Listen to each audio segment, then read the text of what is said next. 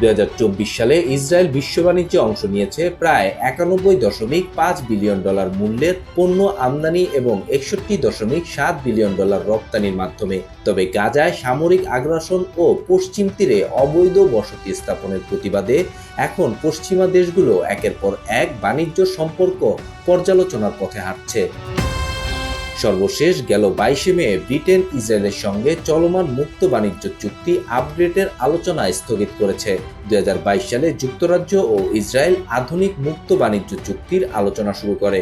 2024 সালের তথ্য অনুযায়ী যুক্তরাজ্য ছিল ইসরায়েলের 11তম আমদানিকারক বৃহত্তম দেশ, যেখানে যুক্তরাজ্য থেকে ইসরায়েলে প্রায় $1.96 বিলিয়ন পণ্য আমদানি হয়েছে, যার মধ্যে বিমান ইঞ্জিন সহ যন্ত্রপাতি, ইলেকট্রনিক সামগ্রী, ঔষধ ও যানবাহন।